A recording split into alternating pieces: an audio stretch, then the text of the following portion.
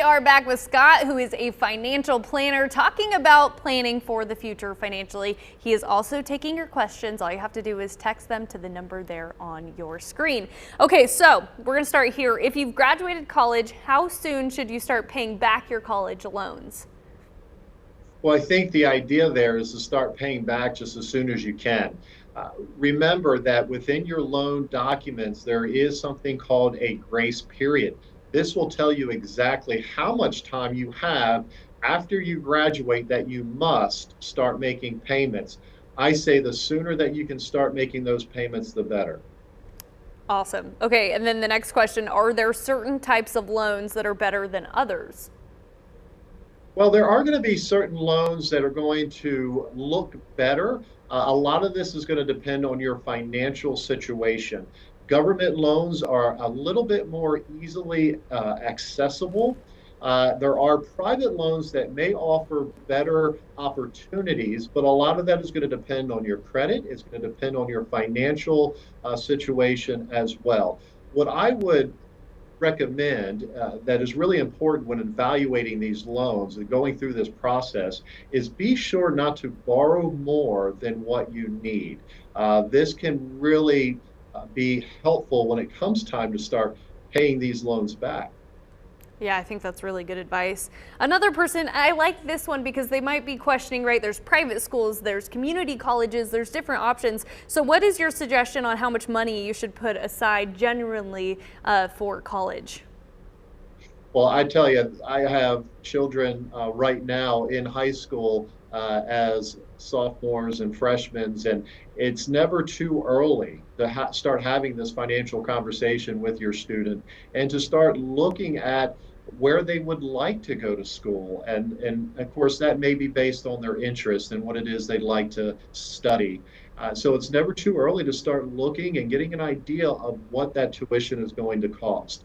Now, if you're like me, of course, you start that conversation with your student about how they can achieve scholarships through their grades, through sports. So there's ways that in which they can create some free money that will go towards paying for that college tuition. And there are so many scholarships out there. I think that's a great point too. Okay, this one's interesting. Are senior citizens over a certain age able to go back to college tuition free? Do you know that by chance? You know, that's a great question. I'm not sure specifically if it's free or not. Obviously, it's never too late to learn and to start on that college education.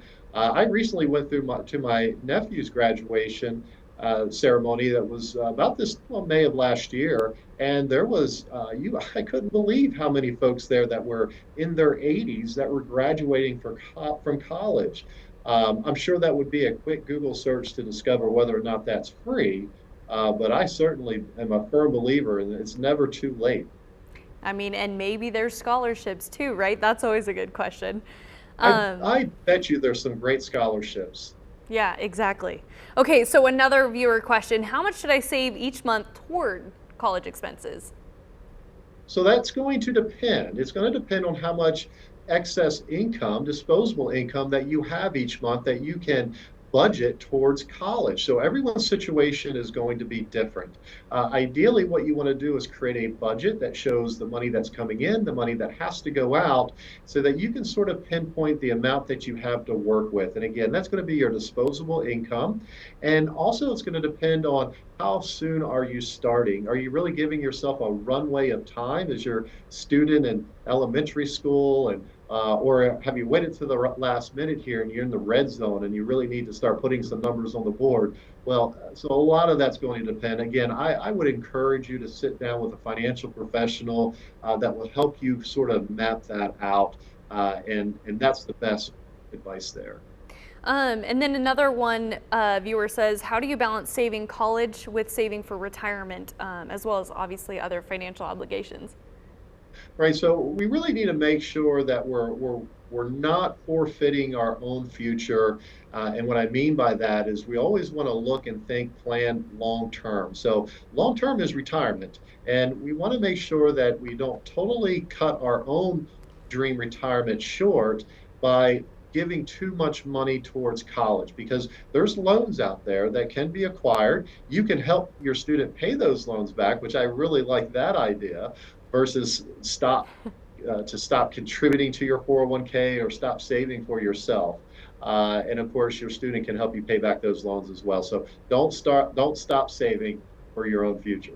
Really great advice. Again, really great questions from our viewers. Keep sending them in so you can get your last chance at getting some of those questions answered. But first, we're going to get a quick look at weather. Eric?